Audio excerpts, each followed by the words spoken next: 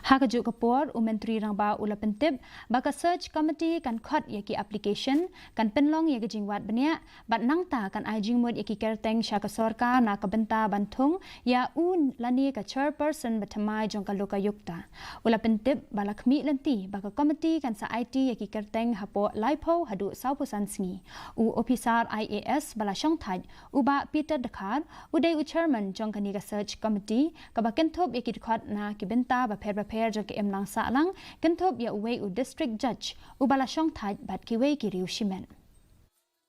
We have formed a search committee which will now suggest names after they invite different people to apply, as well as they will also do a search process and they will submit the names to us.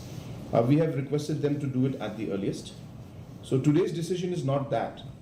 Today's decision is just to increase their sitting allowance from 2,500 to 5,000.